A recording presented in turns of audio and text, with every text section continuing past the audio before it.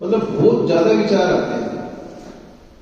तो इन विचारों का अपने जीवन पे क्या प्रभाव पड़ता है, इसमें पंडित श्री राम शर्मा आचार्य जी ने स्पष्ट एक लाइन कही है, जो जैसा सोचता है और करता है, किसके साथ, फीलिंग, भावना के साथ, वो वैसे ही बन जाता है।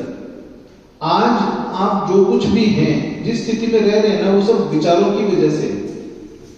विचारों के साथ फीलिंग ऐड करते हैं तो वो क्या बनती है, श्रद्धा बनती है। जैसे मैं आपको एक एग्जामिनेशन पैटर्न है, डिफेंस फोर्सेज में होता है, एसएसबी होता है, स्टाफ सिलेक्शन बोर्ड है, एसएसबी, उसके अंदर एक पैटर्न है एसएसबी का, वो मनसा कर्म वाचा पे है।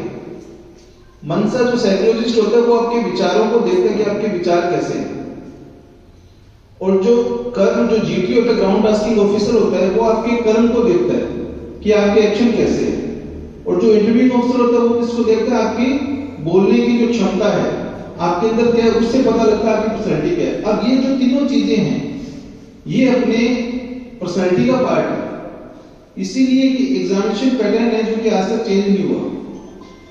तो मनसा कर्मा वाचा क्या है, वो आपकी पर्सनैलिटी का पार्ट है। आप फॉर एग्जाम्पल आप कोई भी एक्शन परफॉर्म करते हैं तो सबसे पहले क्या आता है, विचार ही तो आता है, और उसके अंदर जब आप फीलिंग ऐड कर देते हैं, भावना ऐड कर देते हैं, तो उस विचार को पुश मिलता है, मतलब पोषण मिलता है। पोषण मिलने के साथ वो आप ट्रांसमिट कर देते हैं। तो जो भी अपन विचार करते हैं वो इमीडिएट यूनिवर्स में ट्रांसमिट होता जा रहा है। प्रकृति को नहीं पता आप अच्छा सोच रहे हैं या बुरा, प्रकृति आपके कहे अनुसार कार्य करना शुरू कर देती है। प्रकृति बहुत बड़ी अनुचर नहीं है, आप अनुचर आपके पीछे पीछे मतलब चलना शुरू कर देगी जैसा आप सोचोगे।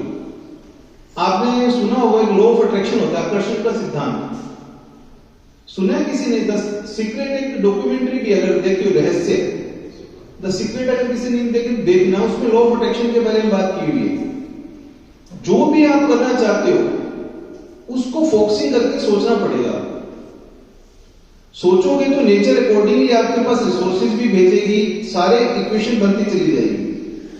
तो आपको सबसे पहले जो भी करना है उसके अंदर आपको सबसे पहले विचार करना है और फीलिंग्स ऐड करनी है। फीलिंग जैसे मान लो सपोज आप कभी किसी को मतलब ट्रांसमिट कैसे करते हैं विचार को। सपोज आपने कभी किसी अपने रिलेटिव के बारे में सोचा, मान लो सपोज मैं अपने बेटे के बारे में सोच रहा हूँ, बेटा कैसा है, क्या कर रहा है, या बेटे के बारे में सोच रहा हूँ, मीनवाइल उसका फोन आ जाना, तो ये कोइंसिडेंस नहीं है। कई बार आप सोचते रहे मैं तुम्हें याद कौन आ रहा हूं, आपको याद कर रहा था, आपका फोन आ गया, अरे मैं तेरी लंबी उम्र बहुत है। ये कॉमन एग्जांपल्स हैं, ये कोइंसिडेंस नहीं है। आपने उस व्यक्ति के बारे में बड़े फीलिंग के साथ सोचा और उसी समय उसका आना हुआ, तो ये इक्वेशन बनी है नेचर। ये लाइव एग्जांपल्स है।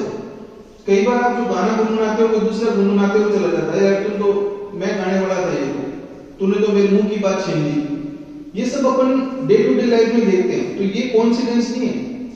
आपका ब्रेन कंटिन्यूअसली जो विचार आप कर रहे हैं फीलिंग के साथ वो आप ट्रांसमिट करते जा रहे हैं और सामने वाला उसको रिसीव करके एक्शन कर देता है। अब विचार तो ट्रांसमिट हो गए, रिसीव किसने कर रहे हैं? जिसके बारे में आप सोच रहे हो उसके पास वो जा रहा है, तो उसने क्या किया, रिसीव करके उस पर एक्शन भी कर दिया। तो अगर आपको आज आप जो स्थिति में अगर आपको सफलता लेनी है, स्पेशली आज जो स्टूडेंट्स हैं उनको अगर सक्सेस होना है ना, तो सबसे पहली कंडीशन ये है कि आप फोकस्ड होके विचारों को फोकस करके उसमें फीलिंग ऐड करके उसको करना पड़ेगा किसी भी काम को।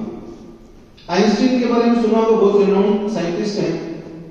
वो क्या करते थे, जब अपने घर से निकलते थे ना, तो वो खाली लैंप पोस्ट गिनते जाते थे। उनकी पूरी फोकसिंग अपने रिसर्च पे रहती थी। वो बाहर निकलते तो बस एक ग्लांस देते थे, कौन कितने नंबर लैंप पोस्ट है, लैंप पोस्ट गिन के कितनी दूर से वापस आना उनको। और सेकंड मतलब फर्स्ट थॉट क्या रहती थी उनकी, रिसर्च ही रहती थी। सेकंड थॉट की मैं वापस अपने घर पहुंचूं तो लैंप पोस्ट की गिनती करते हुए जाते थे। तो उनकी फोकसिंग पूरी रिसर्च पे रहती थी। अब जैसे बहन जी ने बताया अपना गायत्री मंत्र के बारे में, हार्वर्ड यूनिवर्सिटी में भी रिसर्च हुई है, लगभग 3 साल 4 साल हो गए इसको। जो गायत्री महामंत्र से जो वाइब्रेशंस जनरेट होती हैं वो कितनी होती है? 1,10,000 कंपन प्रति सेकंड, इतने वाइब्रेशंस होते हैं। तो ये जो वाइब्रेशंस हैं, आपको पता है जो इलेक्ट्रिसिटी है इसमें 50 हर्ट्ज होते हैं। इलेक्ट्रिसिटी में तो 50 हर्ट्ज 50 हर्ट्ज होते हैं। तो झटका मारती है कितनी जबरदस्त, करंट लगा नहीं, टच करके करंट लगता है, तो ये तो 50 हर्ट्ज ही है। अब आप सोचिए 1.10 लाख वाइब्रेशन पर सेकंड हो रहे हैं, तो वो अपन फील भी नहीं कर पाते।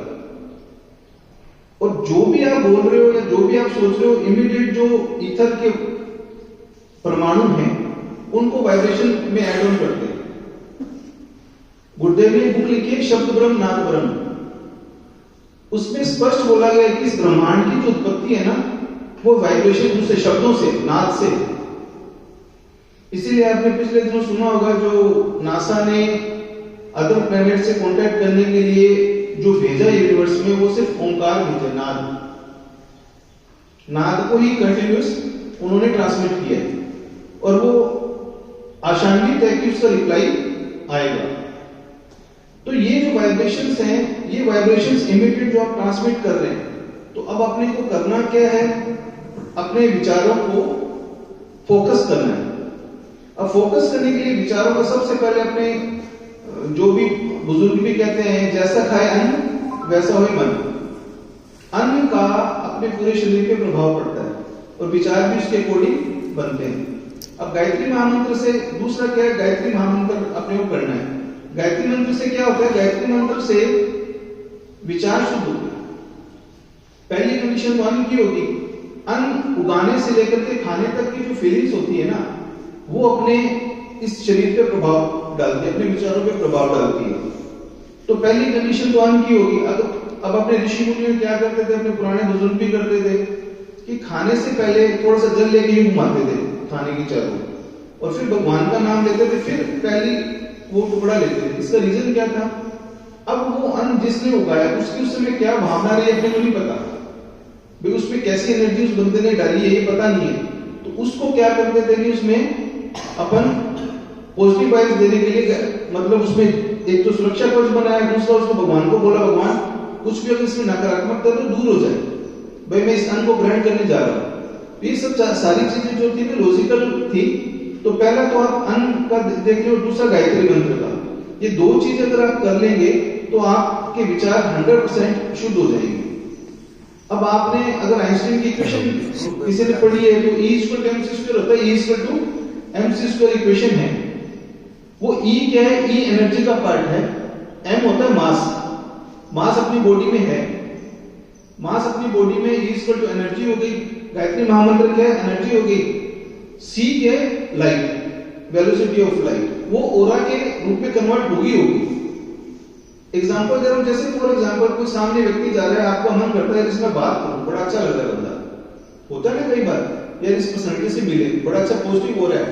ओरा बोलते हैं ना, वो ओरा क्या है? बेसिकली लाइट है। वो लाइट कैसे काम कर रही है? E = mc²। उस बंदे में इतनी अच्छी एनर्जी वाइब्रेशंस हैं उसकी बॉडी में कि वो ओरा जनरेट हो रहा है उससे। तो E = mc² जो है ना, ये प्रूवन फैक्ट है। जैसे आप एक पत्थर ले लो, उस पत्थर को हीटर पे रख दो, पत्थर में मास है ना, और हीटर पे आपने रख दिया, अब वो लाल सूख हो जाएगा, गर्म हो जाएगा। वो गर्म होने की कंडीशन क्या? वो लाइट ही तो है, लाल हो गया तो लाइट रेडिएट करना शुरू कर दिया उसने। तो ये E = mc² इक्वेशन हर स्क्वायर में काम करती है। अब गायत्री महामंत्र में एनर्जी है, E फॉर एनर्जी, बॉडी में मास है, तो देयर इज नो क्वेश्चन कि आपका ऑरा पॉजिटिव ना हो। 100% आपका ऑरा पॉजिटिव होगा और आप में पॉजिटिव वाइब्स निकलेंगी 24 आवर्स। ठीक है? तो वो अपने आप विचार भी शुद्ध हो जाएगा, आहार भी शुद्ध हो जाएगा। और उसके लिए जैसे यूएस से याद कर लो, उपासना साधना आराधना का एक कॉन्सेप्ट है। उप आसन मतलब उपासना मतलब भगवान के पास बैठना, नजदीक बैठना। उपासना, जब आप भगवान के नजदीक बैठ गए, जैसे हीट के पास बैठते हैं तो हीट फील होती है ना, और भगवान के पास बैठेंगे तो वैसे गुण अपने अंदर आने लगते हैं। तो ये तो उपासना है। साधना साधना वही है जो आहार का नियंत्रण, विचार का नियंत्रण जो आप करते हो, ये साधना का इफेक्ट है। और गायत्री महामंत्र जो करोगे, आराधना के दूसरों की सेवा, बस ये यूएसए का जो कॉन्सेप्ट है ना, ये एड ऑन हो गया तो अपना जीवन सफल है। तो मेरी आप सबसे यही प्रार्थना है कि आप अपने विचारों को शुद्ध करने के लिए फीलिंग्स उसमें ऐड करें, पॉजिटिव वाइब्स, और वही ट्रांसमिट करें इसे। उससे क्या है, अपने पूरे घर का माहौल, अपने पूरे समाज का माहौल, अपने पूरे एरिया का माहौल शुद्ध होता है। विवेकानंद जी ने एक बार कहा था, किसी व्यक्ति को हिमालय में कतराओं में बंद कर दो, अगर उसकी विचार शक्ति प्रबल है तो वो पूरे ब्रह्मांड को, पूरे विश्व को हिलाने की ताकत रखती है। तो अगर उस लेवल पे जाना है या उस तरह की सफलता प्राप्त करनी है विवेकानंद जी से जो भी करना है, तो आपको अपने विचारों को बहुत फोकस करना पड़ेगा। धन्यवाद आप सब।